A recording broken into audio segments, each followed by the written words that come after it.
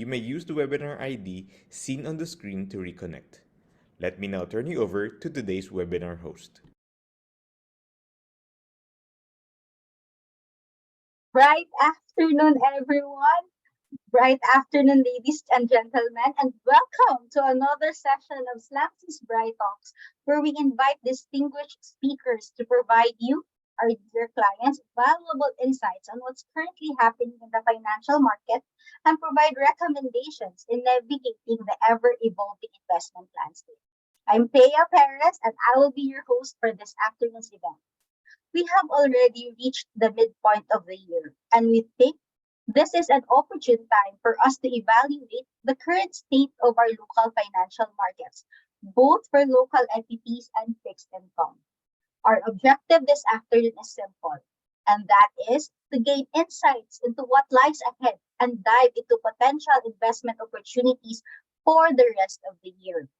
Thus, we invite you to sit and relax, have your notebook and pens ready, as our speakers will share with us insights on Sun Life's mid-year investment market outlook for 2023. Before we begin, we would like to get a pulse from everyone in the room right now. We just want to ask you, what do you think, or what asset class do you think will be the outperforming security for this year?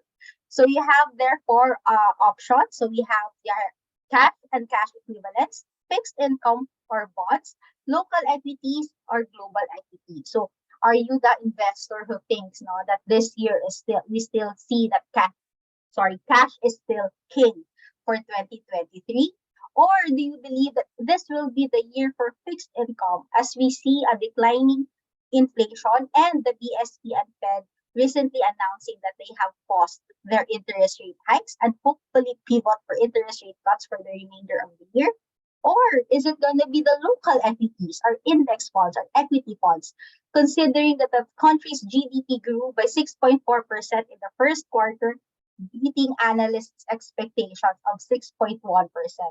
Or lastly, is it going to be the global equities with the current tech rally, especially on the AI trend? Okay, so you have four options. What do you think? What is your gut feel on what will be the outperforming security for the year? So let's give it a few more seconds. Okay, so let's end the poll in 5, 4, 3, 2, and 1. Can we see the poll, please? Ayan. Okay. So looks like from how many are there? Almost 100 participants in the room. Thank you so much for your engagement. Majority of yours, 64% of you believe that this year will be the year for fixed income. So before, I think when we started the year, majority of our clients believe that they think that this year will be the year for global equities. But right now, as we are currently on the middle of the year, majority of you are thinking fixed income. So we are excited to see if that will hold true based on our speaker's discussion later on. Followed by global equities. Okay, and then third is local equities, and lastly, cash and cash equivalents. Okay, so this is kind of exciting. Right. Sige. So thank you so much for your engagement. I just want to remind also that the Q&A function in the room is enabled. So if you have any questions at all during our the distinguished speakers are presenting their discussion, please feel free to put it in the Q&A function, and we will give ample time to answer those questions. So before I introduce to you our first speaker this afternoon, please allow me to give you a brief outline on what we will be discussing, or what do we think, or what we aim to answer for this afternoon's event. So basically, we asked our speakers to give us an insight or their thoughts on 4 main questions for this afternoon. First is, how has the PSEI or our stock market, local stock market, performed for the first half of 2023, and what is our year-end target? Second, what is the outlook for the local fixed income or bonds for the second half of the year? Okay, currently with the declining inflation and the Fed and BSP pausing their interest rates, tuloy-tuloy na ba ito? Third, what are the key investment opportunities in the Philippine market for the remainder of the year, which I'm sure majority of you would not want to miss out on. No? And lastly, what are the potential risks and challenges that investors should be aware of when investing into the Philippine market? So these are the four topics that we aim to answer for this afternoon's event. We are hopeful that when we end the discussion by 5 p.m., you already have the answers of these four questions. So to start, let's welcome our first speaker. She joined Sun Life in August of 2018 and has 5 years of experience in asset management. She currently handles the actively managed peso and USD fixed income mandates of Sun Life Investment Management Trust Corporation, or SLIM PC, the Trust Corporation of Sun Life, with a total assets under management at 12 billion and $10 million. Chelsea graduated with honors from Ateneo de Manila University with a degree in applied mathematics. She is also a CFA Level 2 candidate. So, ladies and gentlemen, here to give us an outlook on the local fixed income, let's give a virtual welcome to Chelsea Lim. Hi, Chelsea. I hope you're hearing me clearly.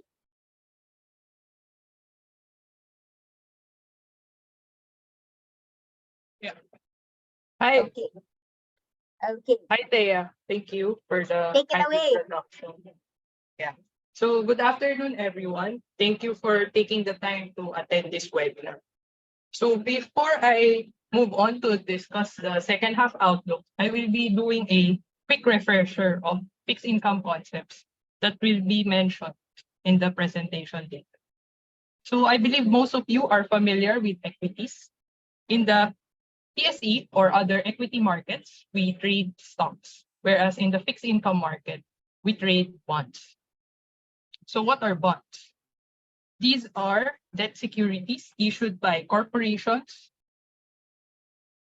and governments to raise money. As retail investors, you probably have experienced investing in government-issued RTBs or corporate bonds issued by the likes of Ayala Corporation, San Miguel Corporation, etc. By investing in these bonds, you are able to collect coupons or interest payments regularly until maturity. So bonds provide a source of passive cash flow for a lot of retail investors. Here in Sun Life, our bond funds do not only benefit from the interest earned by holding these bonds, but rather we also actively participate in capital appreciation opportunities. In other words, our funds also make money from trading the fluctuations in bond prices.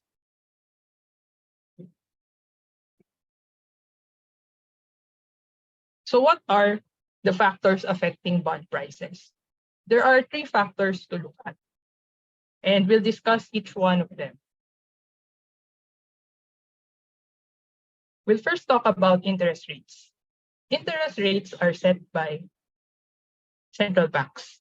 In the Philippines, we have the Bangko Sentral ng Pilipinas, or the BSP. In the US, we have the Federal Reserve, or the Fed. The interest rate is the tool used by central banks to ensure, number 1, price stability, and number 2, economic growth. So let me break that down. So inflation, the first factor here is the rate of increase in the prices of goods and services. Price stability means inflation is under control and within a central bank's target. For the BSP, that's 2% to 4%. For the Fed, it's 2%. If you follow the news, at the start of the year, January 2023, inflation in the Philippines hit a 14-year high of 8.7%. So that is way above the target of it. To address this, we saw the BSP increase interest rates. So when inflation is high, central banks increase interest rates. And when interest rates go up, bond prices move lower. There is an inverse relationship between interest rates and bond prices. So for the last factor here, we have economic condition. If interest rates are too high, there's risk of hurting economic growth, possibly leading to a recession. Why? It's because the level of interest rates affect consumption. If interest rates are high, consumers are less likely to buy a new house or car as loans are more expensive. The same goes for the investment behavior of companies. So overall, ensuring price stability and economic growth is a balancing act for central banks. So we're now ready to discuss the fixed income outlook for the second half of the year. My presentation can be summarized in 3 words. We recommend investors to increase bond exposure in the second half of the year. For peso fixed income, we recommend a buy and hold strategy as we see good long-term prospects given where yields are at the moment. For dollar fixed income, we are more nimble in our approach as market is volatile given uncertainties on the inflation front. I will expound more on this later. In the table here, we have updated our expected return for 2023 for each of the fixed income funds. We are also sharing the year-to-date performance of each fund. The simple message here is we do expect to continue perform well and add to our year-to-date performance over the next few months. So I'll do a quick recap of what has driven the year-to-date performance of the funds before moving on to discuss the catalysts that we see for the second half. So going back to the discussion earlier, if inflation is going up, central banks increase interest rates. So that's what happened in 2022 when inflation began to move higher. So the blue line here is the Philippine inflation. The table on the right summarizes the table on the right summarizes the timeline of interest rate increases. So the way to read this is, for example, for this column, for the BSP, at the start of 2022, the interest rate is at 2%.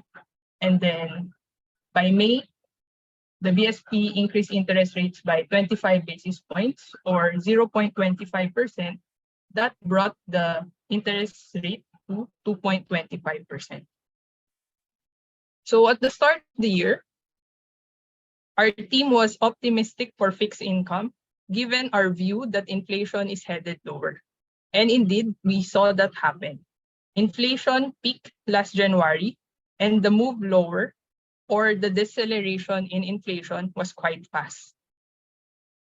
This allowed the BSP to eventually pause or to stop increasing interest rates further. So BSP paused since May, and the policy rate is now at 6.25%. In addition, for the first time in a long while, real yields or the difference between the interest rate and inflation is now positive. So overall, we saw bond yields rally strongly in the first half of the year. That translated to capital gains for our funds on top of the interest income. So as mentioned earlier, lower yields or lower interest rates mean higher bond prices. We saw a similar story in the US, but the deceleration in inflation has been relatively slower.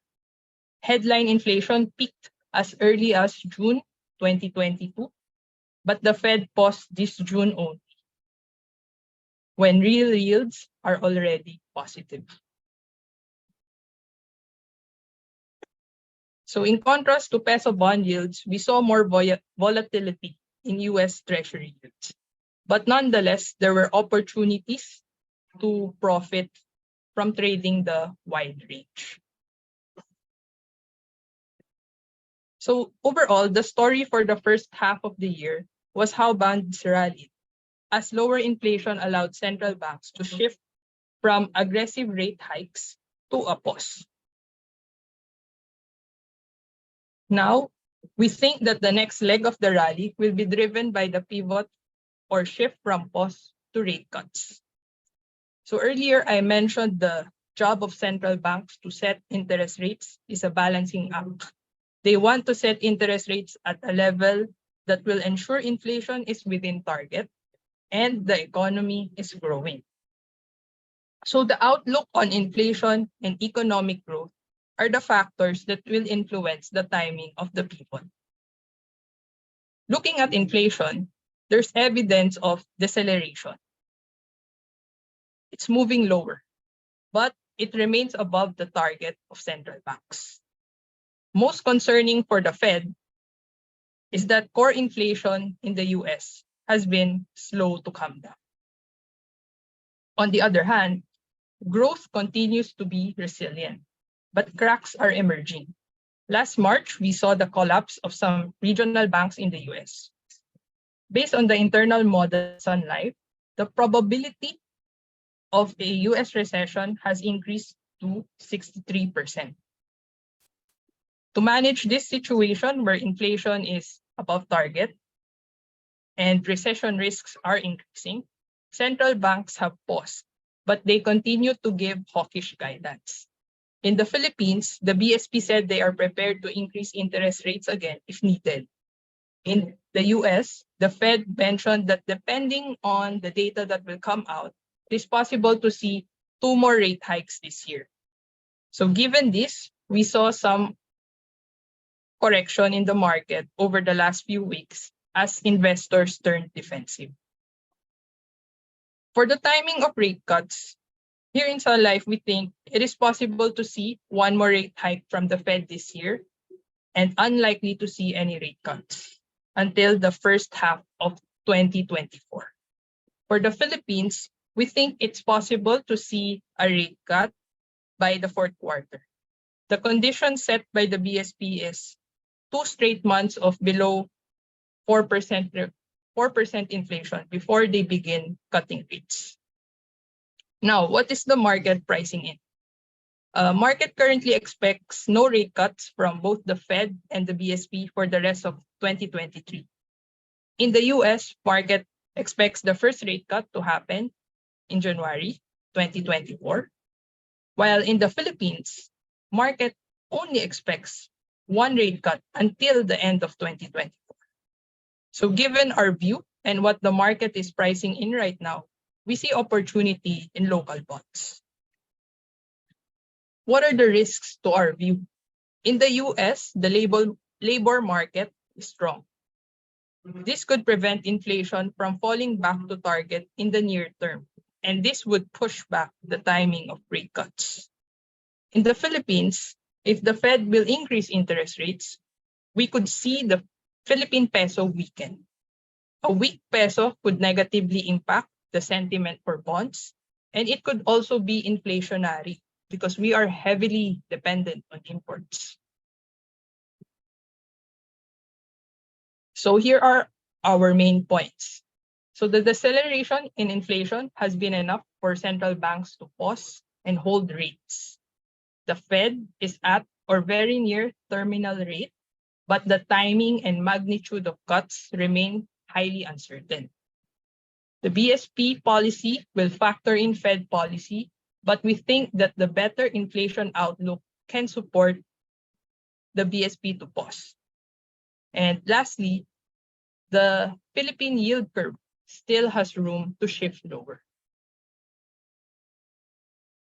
So again, we recommend investors to increase bond exposure.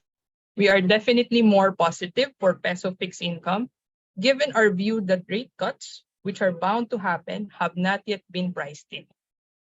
We also continue to see opportunity to participate in the dollar fixed income market, but we will be more nimble in our approach, given market volatility and the risk of US inflation staying above target. So thank you, and I look forward to your questions later. Thank you so much, Chelsea, for that enlightening discussion. I really appreciate it that you gave time to discuss how a bond fund works and its relationship with interest rates. No? So What I gathered from your presentation is that we are expecting, with a continuous decline in inflation, we are expecting, or BSP and Fed has already paused their interest rate hikes, and that we are expecting that they will start cutting interest rates soon. Though the market is pricing in at least one interest rate cut for the remainder of the year until next year, no, there is still opportunity for us to buy more into bonds as rate cuts is really bound to happen. No? So, ito yung parang gusto natin kasi it supports yung view ng audience natin. If you remember our initial poll earlier where they said na this year is the year for fixed income. So thank you so much. I'm really sure that our audience appreciated your discussion. So I'll see you later during our Q&A portion. I'm sure you have more to discuss, but thank you for that brief discussion. Our next speaker will be discussing naman our local equities, one of our favorite asset classes. So our next speaker, Ms. Jingay Nograles, is no stranger to our Bright Talks session. She is a senior portfolio manager of Sun Life, managing equity-laced funds for Slim PC. While relatively new to the Sun Life team, having joined a little over a year ago, Jingay is no stranger to equity markets, having been in the finance industry for the past 17 years. Prior to Sun Life, Jingay held positions with key capital market players such as Capital Group in the United States and BPI Asset Management and CLSA here in the country. Jingay is a graduate of economics from Ateneo de Manila University and holds an MBA degree from the University of California, Irvine. So, ladies and gentlemen, let's welcome Ms. Jingay Nograles. Hi, Jingay. Hi, Thea. Thanks so much for that a nice introduction, and thank you to everybody who's joining us today. So, as Thea mentioned, I manage the equity portfolios for Sun Life, and hopefully after today, you can gain a better understanding of what's happened in the Philippine market so far this year, where we currently stand, and basically what we have to look forward to as we move toward the end of 2023. Okay, so what has happened this year? So we had a really strong start off the gates, right? So beginning of January, a lot of investors were looking forward to that momentum of the reopening story to carry through 2023. There was also talk about commodity prices finally easing after the shock that we saw in 2022. And so that provided added tailwinds for the Philippine market. There was also a lot of talk regarding the opening of China, which should have helped the Philippine market as well. However, as you know, come February, there was a steep downturn in the Philippine market, and that was due to a few things. So in February, the inflation print for January came in, and it surprised a lot of people at 8.6%. So that was a lot higher, unfortunately, than where market was expecting. So that kind of spooked a lot of investors who were just beginning to gain confidence in the Philippine market earlier in the year. On top of that, shortly after, Chelsea mentioned that there was a banking crisis in the US, where some regional banks had to shut down due to their balance sheets. And so, that coupled with the surprise in inflation really caused investors to become more averse to risk. And so we saw assets tumble through March. And then after March, later in the year, we saw that the market is now trading at a very tight range. So we're moving sideways. That's what we call sideways movement. And we're trading anywhere from 6.4 to 6.7. And we haven't managed to break outside of this trading range yet. On top of that, market liquidity, as you can see here, has been quite low, below the $100 million mark on a daily basis. So that doesn't spell the fact that a lot of investors have high conviction on the Philippines. So I think a lot of investors are still on a wait and see, staying on the sidelines to say, okay, is it time now to buy into the market? So I think after the the surprise in January, February. I think investors are looking for more concrete evidence and more consistent numbers first before moving on and really pulling the trigger to buy into Philippine equities. No?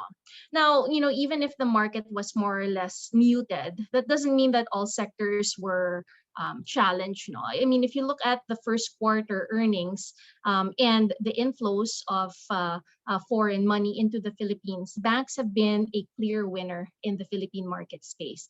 Earnings have risen over 40%. And if you look at the inflows, almost all of the inflows that came into the market from foreign funds have been flowing into banks. No? And that's because banks are a winner in a rising interest rate environment. Chelsea mentioned that the Fed and the BSP has been hiking rates aggressively, right? So that's definitely something that has played into their earnings. And of course, better asset quality, loan growth finally picking up again, talking about that momentum now from reopening. So definitely been a clear winner. Unfortunately, many of the other sectors have not been the favorite of investors, and even the telco sector saw outflows enough to basically cover all of the inflows that we received from the banking sector. So, what's going on with the Philippine market? No? So it's really that attention is really drawn away from the Philippines, and it's been moving into the hype or the buzz around artificial intelligence, right? So that's you're hearing that everywhere. And then if you can look at how well the Nasdaq, which is tech heavy, has performed this year, it's clear that a lot of investors are positioning to really ride this AI wave. No?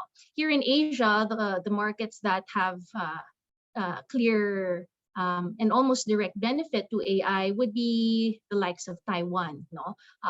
Since they are heavy on semiconductors, and even Korea to some extent, right? But unfortunately for ASEAN, we're not really in that AI space, and there really isn't any direct place in the Philippine market to ride that, no?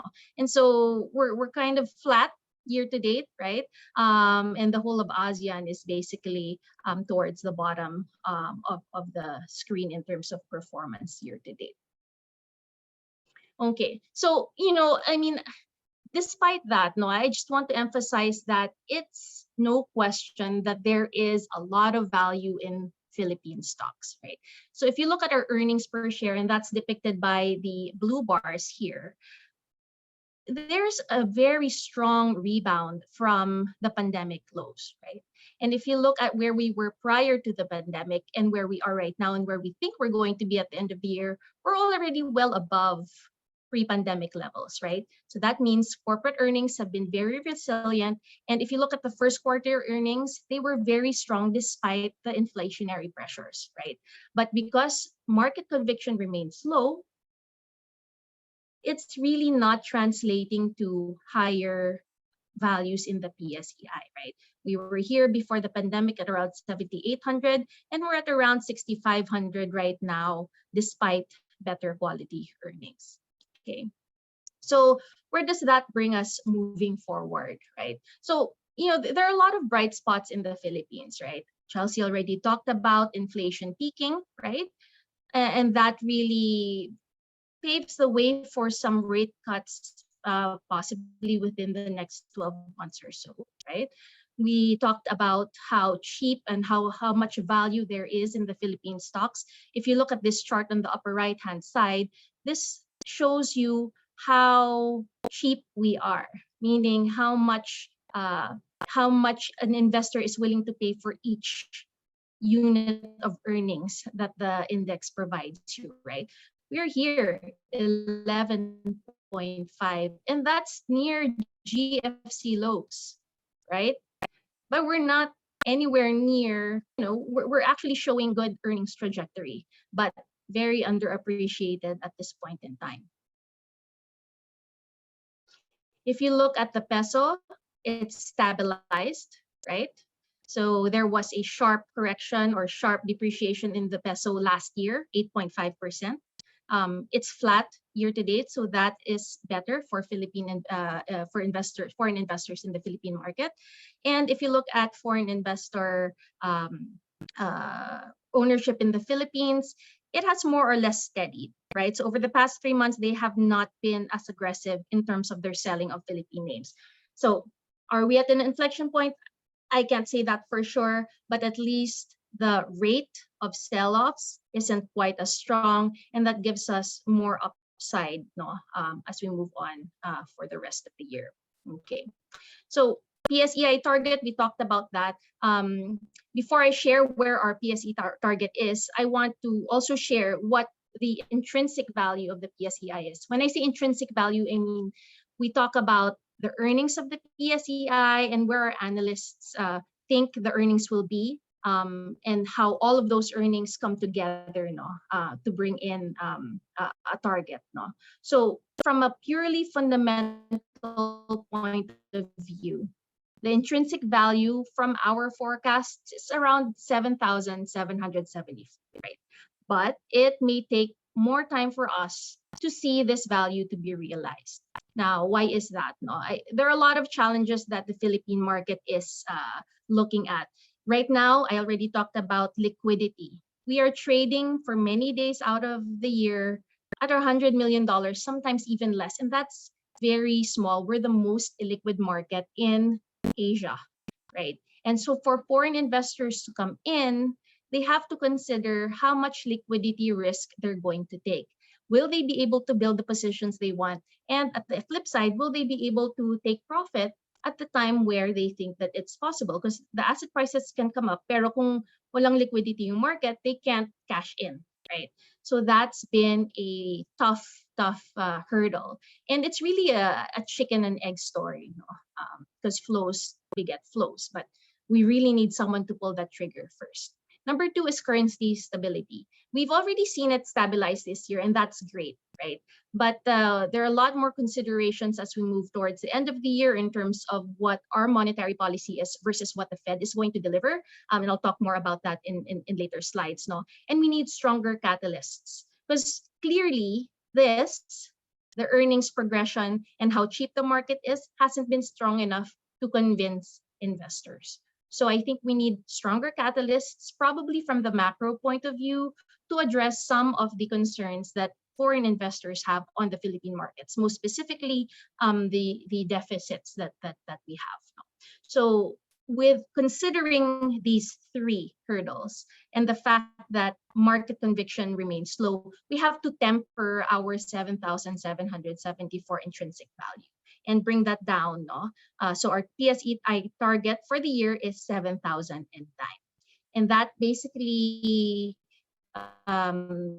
is based on our assumption that EPS growth will be at around 10%, being a multiple of 30 times. So for every peso of earnings, we think investors will be paying 13 times that amount. No, so on the positive side, moving towards the end of the year, we think investor sentiment will improve, right? So inflation is likely going to ease towards the end of the year. We're probably going to be seeing more accommodative policy rates, or at least the language of being more accommodative as we move towards the end of the year. But all of these other liquidity constraints are kind of dampening those positive effects, right? So 7,009 is our target. So, there's still some upside from where we are, no? But like I said, that intrinsic value, it will take a little bit more time to get to that.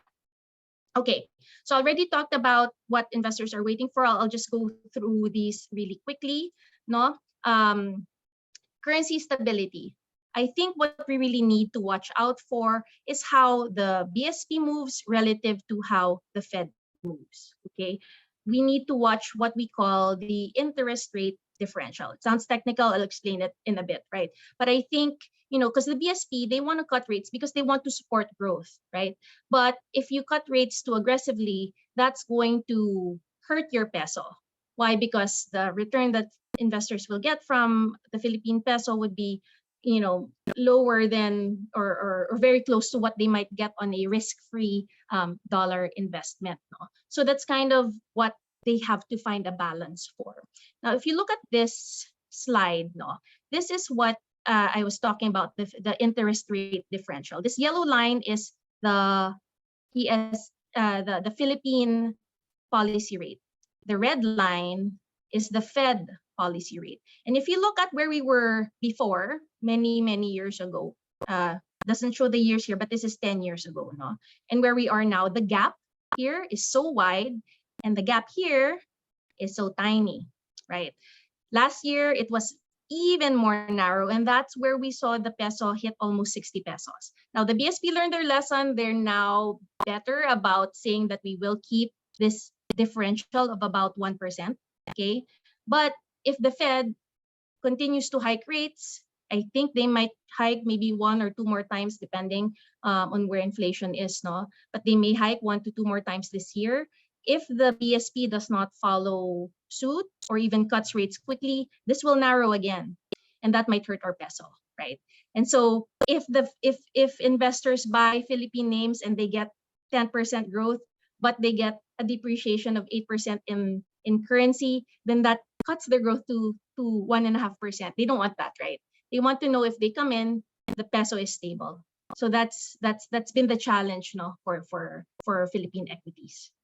Yeah, if you can see, there's a very inverse relationship between the interest rate differential and the Philippine peso. So that's what we're watching out for. Liquidity, I talked about this also. Foreign investors need liquidity because they are large funds, right? The average liquidity on a daily basis for the past 8 years has been about $150 million every day. We're here, $118 million, very small, no? So it's a deterrent. They can't come in and build a position that they want, and they're not comfortable that they can unwind those positions, right? So it's a chicken and egg scenario. Someone needs to come in order to get the ball rolling. So that's really only going to occur once we get a compelling catalyst. And I think it needs to come from the government because the corps have delivered na. So I think the government needs to come in with a very concrete plan on how they can address some of these macroeconomic concerns, particularly how we can address the fiscal and current account deficits, no? How they will generate revenue, and they want to see if all of these PPP projects and infrastructure projects of the Philippine government, they want to see that up and running. That after a year into the Marcos government, right? So just to recap everything, as I mentioned, Philippine earnings expectations are very much upbeat.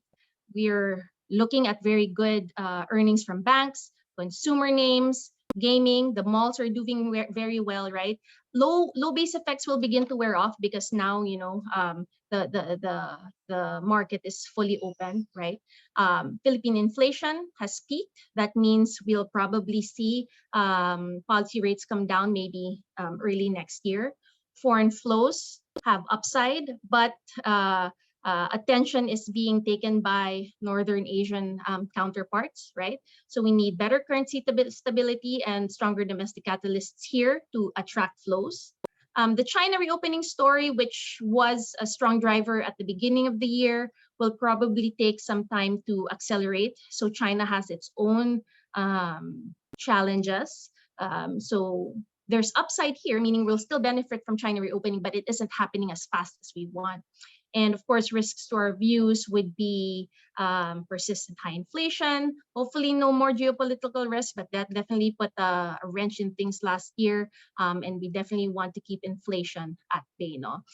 If there's a hard landing in the US, that also is a risk to us. Why? Because it just basically spurs risk off sentiment. And unfortunately, if you're generally risk off, then frontier markets and emerging markets like the Philippines will be out of favor as well. So that's it, no, in a nutshell. I hope everything was clear, but I'll be here for questions later should you want to speak more on anything that I shared today.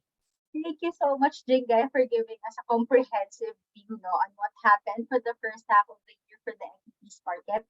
what's currently happening and what is our outlook for the rest of the year. So for me, it was really comprehensive discussion. So I'm really excited. No, kanina pa parang madami ang questions yung audience natin. So I think they're also very much inclined to discuss further. But before we head over to our Q&A portion, allow me to discuss a few points that are key, my key takeaways during Chelsea and Jingai's discussion earlier. So first for the local equities, gusto ko tong sinabi ni Jingay, PSEI is currently undervalued. So our current price to earnings level at 12.5 is similar to the 2008 level during the global financial crisis. But in terms of earnings, we are very much strong. We are very much positive. No, so this can be a very good entry point for our long-term investors. So this might right now, currently, while we are waiting for that, as Jingay mentioned, incremental buyer for the local equities, for our current retail accounts, no, for our local traders, for local investors, this might be a good time to accumulate more shares in the local equities market, especially if you're a long-term investor. Another key takeaway that I've got is that our Sun Life forecast for the year is at 7,009. So if you currently invest at around 6,500, now that's a potential upside for you between 7% to 8% until the end of the year, right? And then lastly, for the fixed income, good news also, because we are seeing a consistent slowdown of inflation since our peak in January.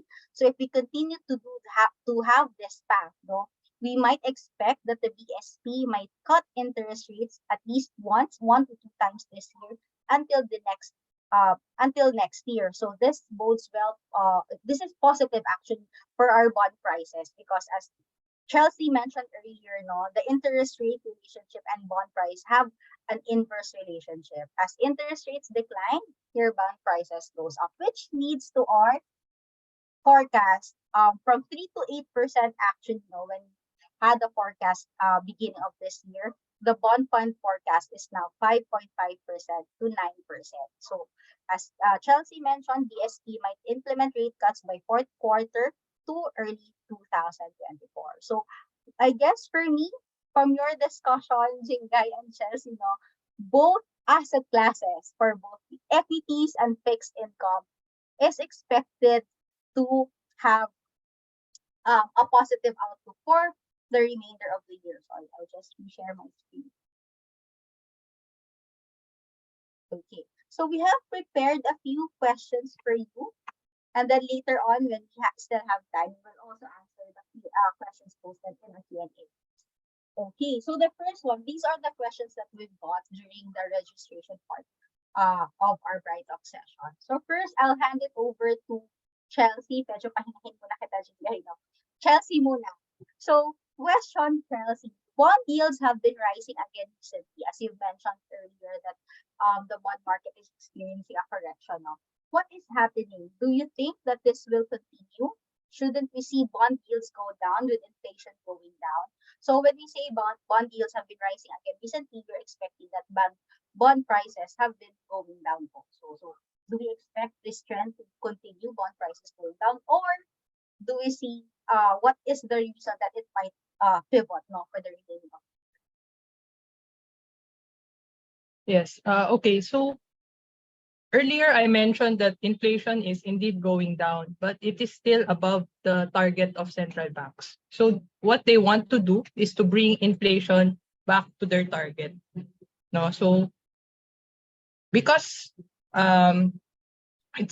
it's still above target, but they have made a lot of headway already. What the central banks did is already to pause. They want to see the effects of the tightening that they did, because it will take time for these rate hikes to translate into to affect the overall economic activity and translate to lower inflation.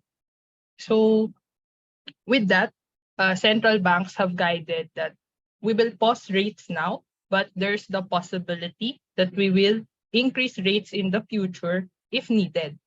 No, if inflation, let's say, stop going down, let's say the target of the Fed is 2%, let's say inflation stops at 4%. So they will be forced to hike rates again.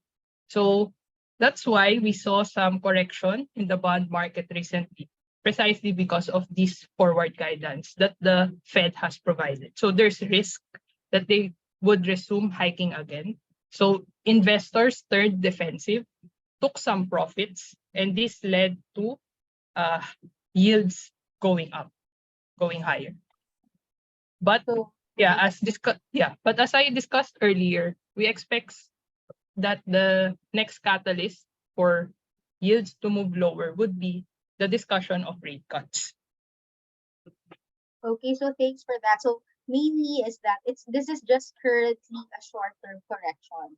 Is that what we're saying? Once we see that the interest inflation rate will go down to, I think the BSP target is between 2 to 4%, as you mentioned earlier. When we see inflation rate going consistently to 2 times, no, consecutive twice, 2 times in a month below 4%, that's when we're going to see that BSP might go down. So currently, guys, coming from Chelsea's explanation earlier, no, since this is currently a correction in the bond market, that this might also be a good opportunity to accumulate in bonds as well. So as Chelsea mentioned, three things lang yung sinabi niya kanya. Increased bond fund exposure. So while the market is correcting, accumulate more shares in the fixed income environment. Okay, thanks for that, Chelsea. Now let's head into question number 2. For FETs naman, can you help us? I think you mentioned it kanina, Jengay, no? But I think our audience would want to really understand it further, what is the reason behind our revised PSA forecast of 7,000? Yeah. So I think very interesting yung slide that you showed earlier. Yes. You want So, to share that? it's really concretizing the fact that the Philippine market is underappreciated.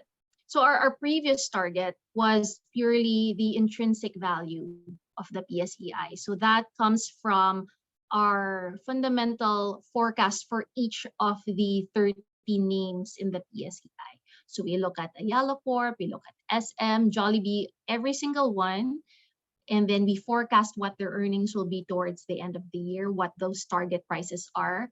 And the sum of all of those would give us our intrinsic value.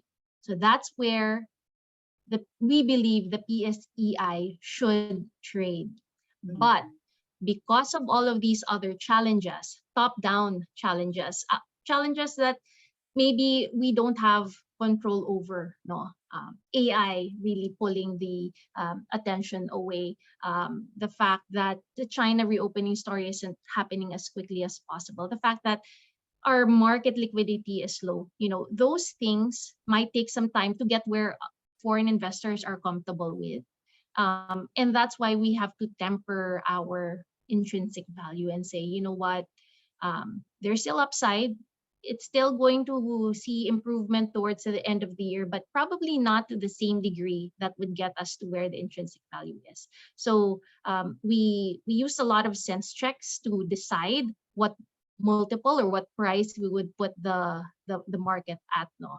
And we've decided on 13 times, which is about, to be a little technical, it's like one standard deviation below our 15-year mean.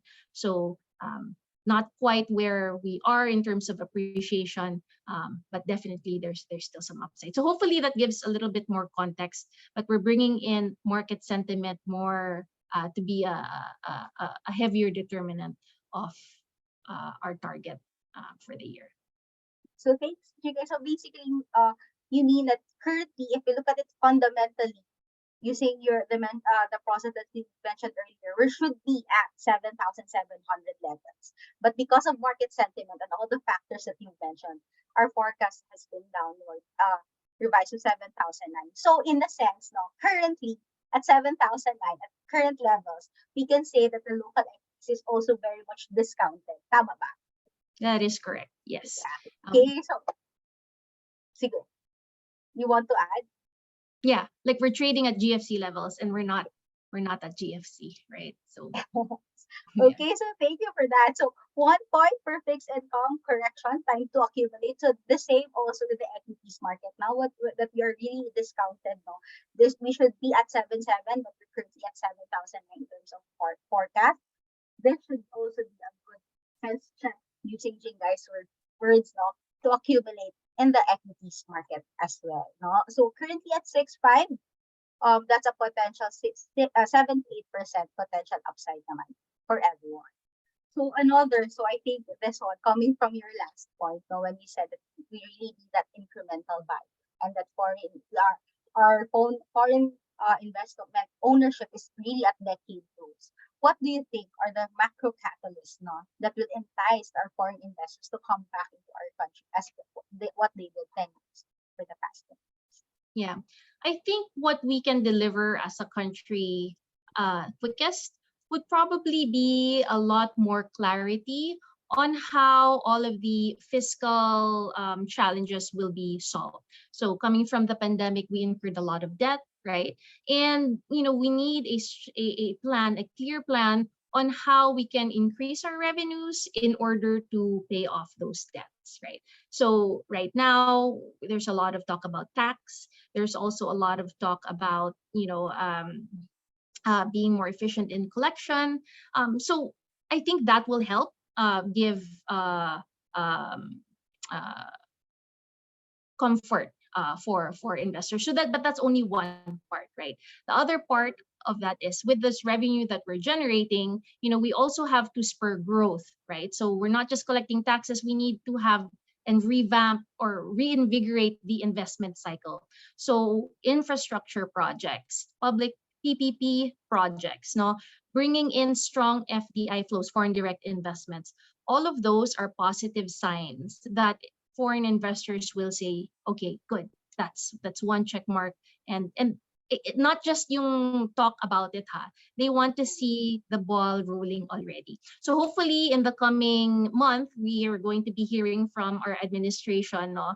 Our president will be talking in the SONA and talking about his plans. So that's important. We want to hear his plans, but we need to see rubber on the road already. No, we want to see it rolling na. And I think once that happens, we'll probably start seeing better flows into the market. Okay, so thank you for that. So definitely, human investors will really be watching out for the SONA of our current administration. So with that, Jinga Idol, when do we expect to be back to pandemic levels? As you've mentioned earlier, our EPS is currently at GFC levels already. So when do we expect to see, for the market to go back to around 8,000 levels? Well, if I had a crystal ball, then Yes. I wish I could tell you. And if I could, parang regulations will help. I cannot answer that because that's guaranteed returns, right?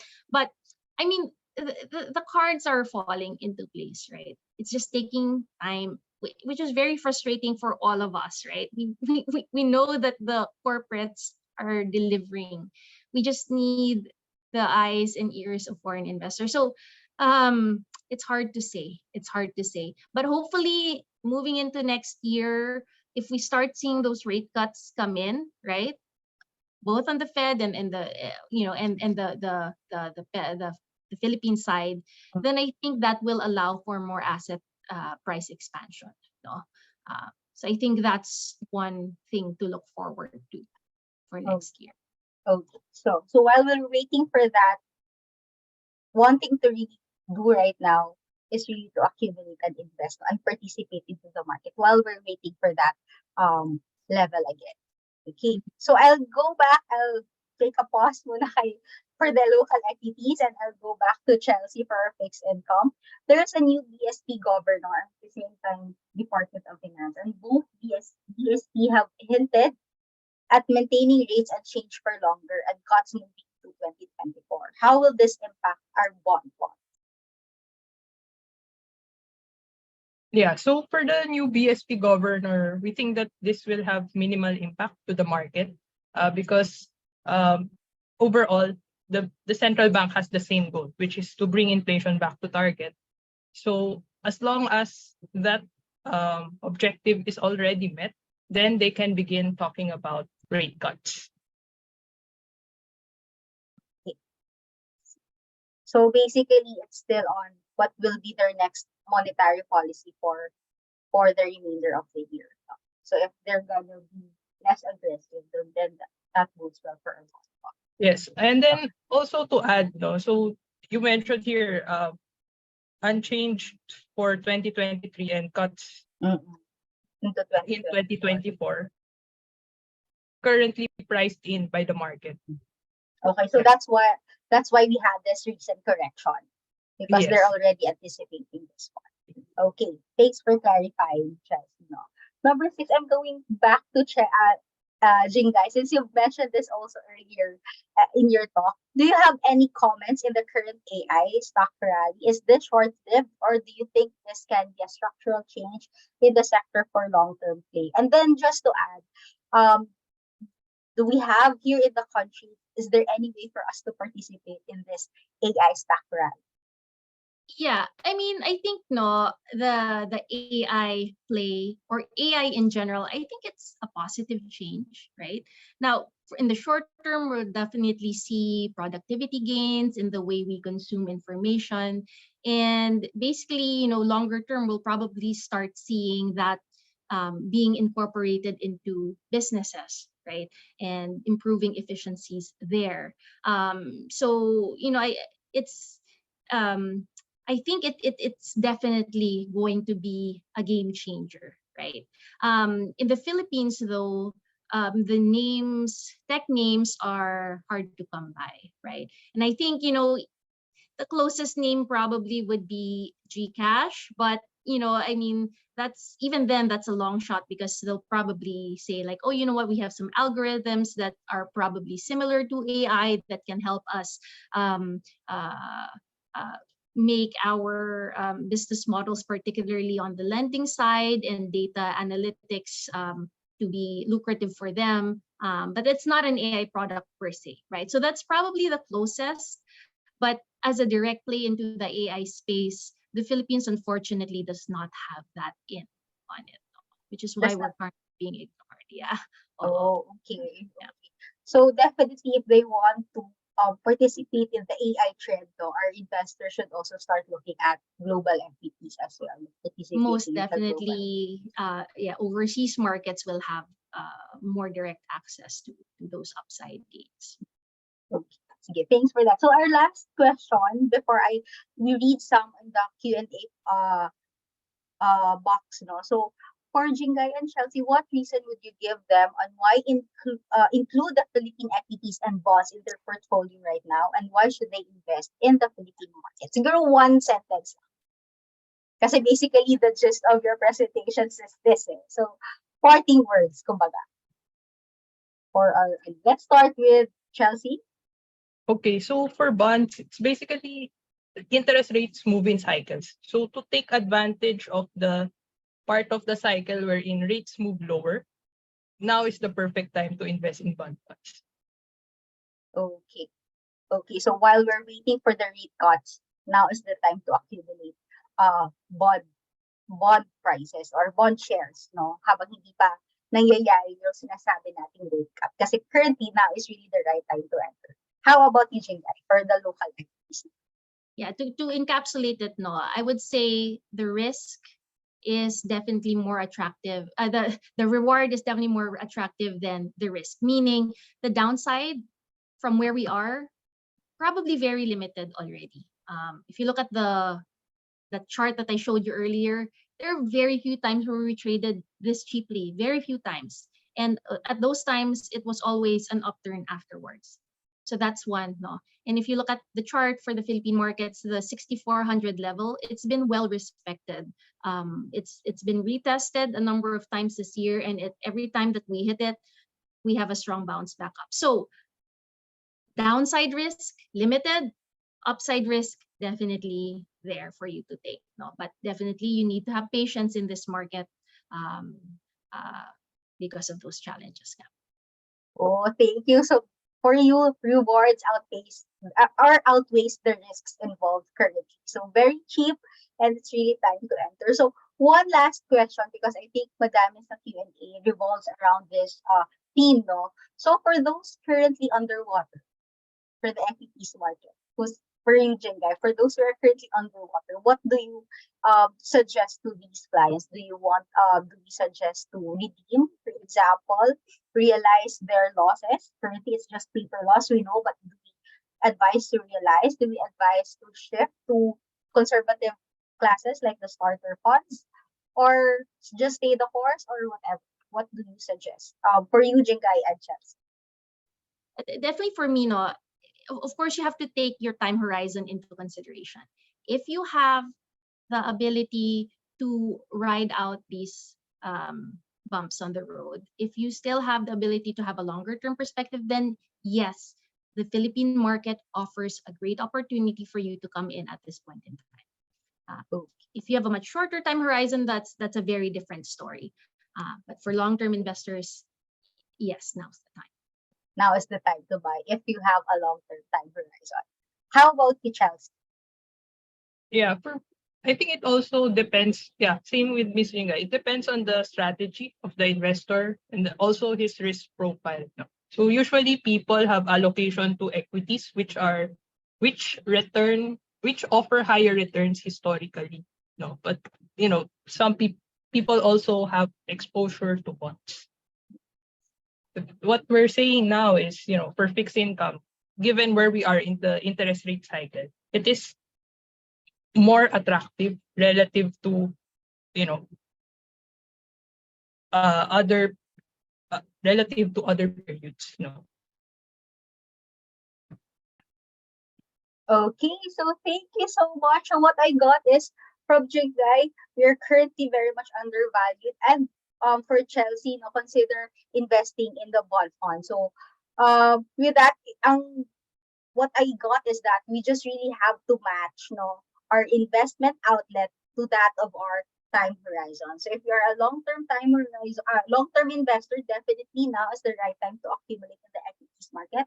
While if you are a conservative and you have a shorter time horizon, definitely now is the time to accumulate in the fixed income market. So unfortunately, we don't have the time to answer all of the questions in the Q&A pod, but rest assured, we will be really reaching out to you to answer all of your questions. Okay, so before I let you go, thank you again so much, Jingay and Chelsea, for giving us your time and your valuable insights in the what's currently happening in our local market, equities and fixed income.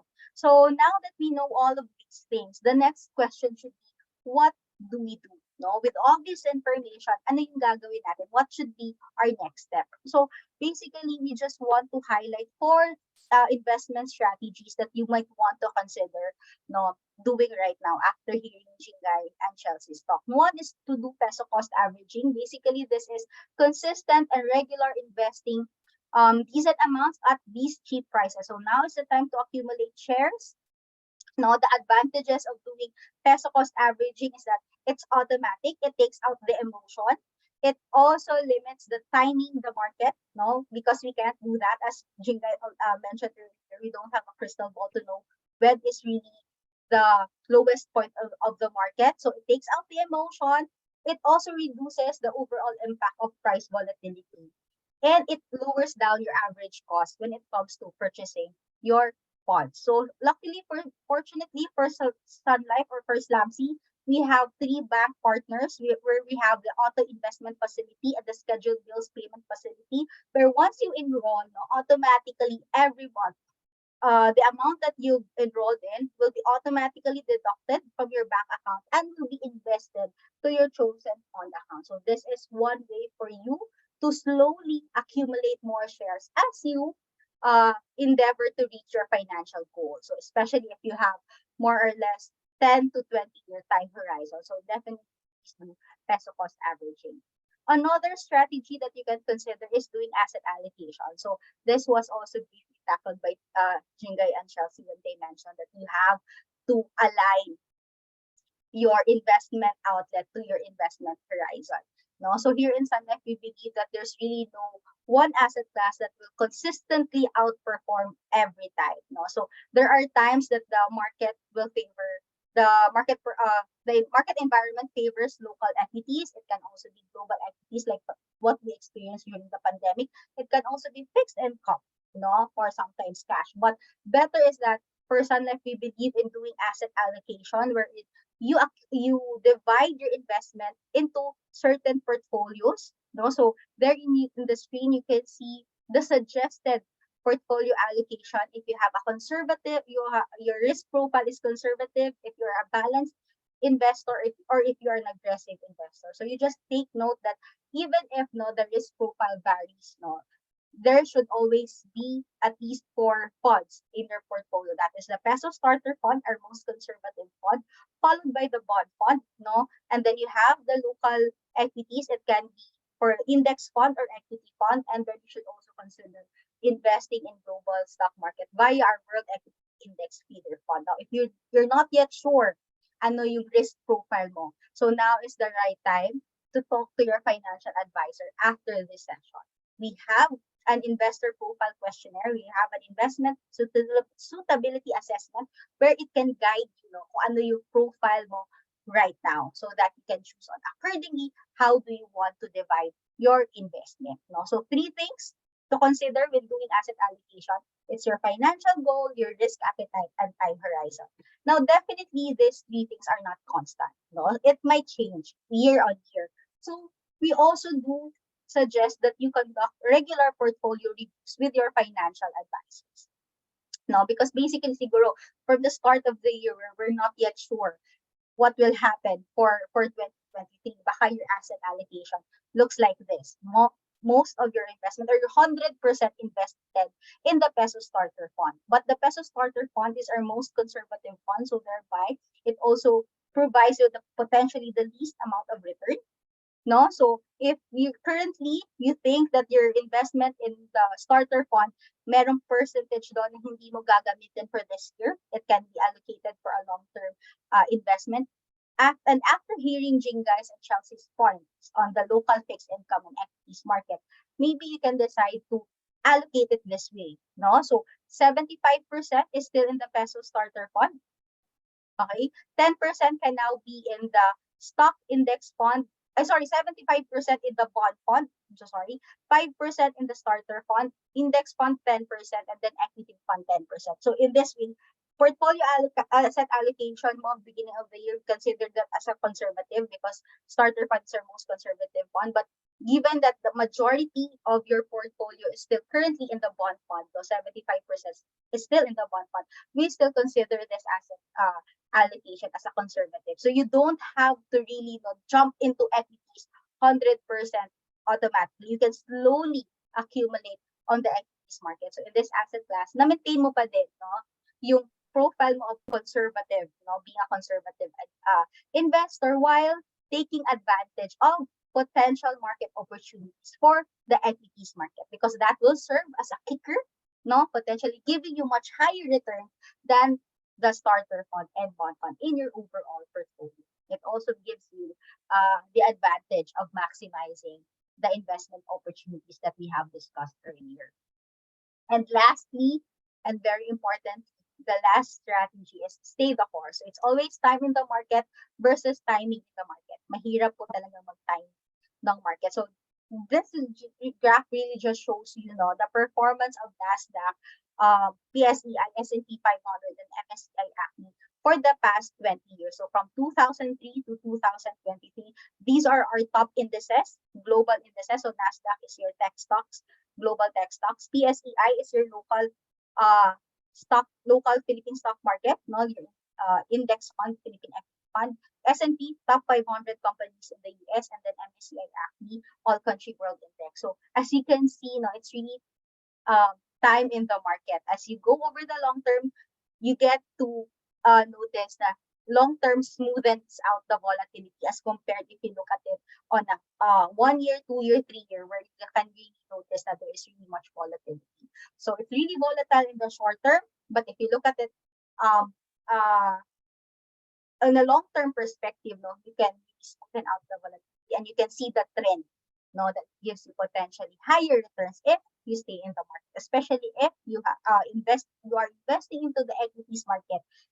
dapat you should also have long-term perspective, long-term goals. Okay, so those are our 4 strategies. So let's do peso cost average, no, maximize the auto invest facility of SLAMC. Once you enroll, there's no charge. You don't have to pay anything. It's free. You just ask your financial advisor on how to enroll it. For the scheduled bills payment, you can do it online as well. Dual asset allocation, okay? Don't just depend on the performance of one asset class. As much as possible, diversify your investment so you're also minimizing your risk. And third, do constant regular portfolio reviews with your financial advisor. No? Yung goals natin, yung risk appetite natin, sometimes it changes. No? I can be very conservative right now, but maybe for the second half of the year, I can be more aggressive. No? So it changes. So it's really advisable that you meet with your financial advisor and do portfolio reviews, if not quarterly, then semi-annually or annually. But it's always a good opportunity to meet with your financial advisors and discuss your financial goals. And lastly, stay the course. So for those who are currently underwater, I am also currently underwater with some of my index fund investments and equity fund investments. But what I do is I really just stay the course. I don't redeem, especially when you're on the negative. The first best thing that we need to do if we're on underwater is really to top up or to invest more, no? Because with that, we're buying more shares at discounted prices. So that's my perspective.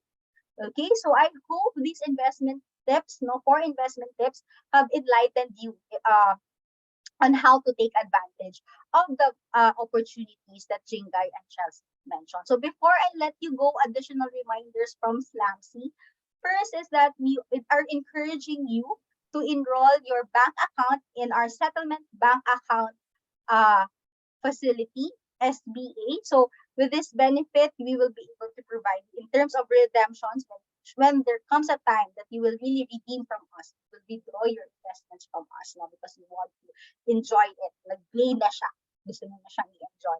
Then if you have enrolled in our SBA facility, then you can experience better security, more accurate crediting, no? And ang maganda dito sa SBA is that it's only a one-time enrollment. So you can talk to your financial advisor, or you can put that link copy the link that you're seeing in the screen right now, so that you can know the process as well.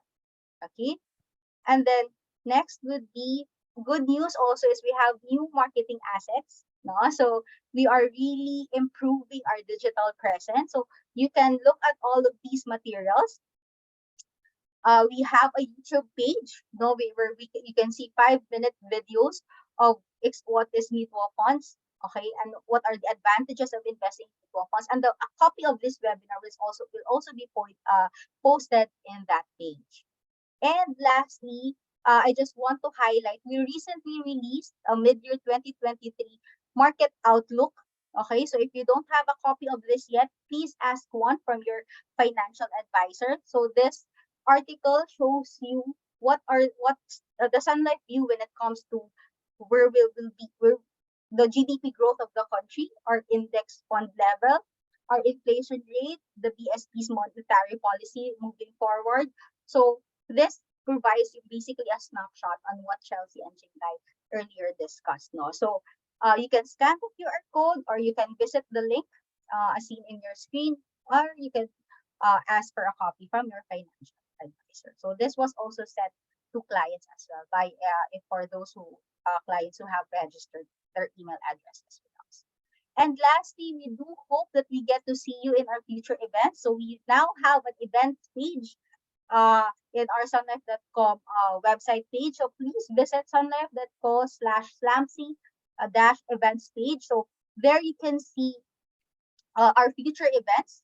No, so our next upcoming event will be on July 12th, our Mutual Funds 101. So this is best for clients who are still new to investing in mutual funds. So if you have a friend, a colleague, a family member who wants to get to know more on the advantages of investing in mutual fund and why should they start now when it comes to investing, please invite them, encourage them to attend our MF 101 on July 12th. So details on that is also posted on the page. So with that, thank you so much for staying. You are a little bit over time, but I'm very happy that you've stayed with us until the end. So I thank you again, Jingay and Chelsea, for providing your valuable insights. I'm sure our audience appreciated it very much. So this is Thea Perez from Slumsy Agency Sales, and thank you and see you again in our future events. Thank you.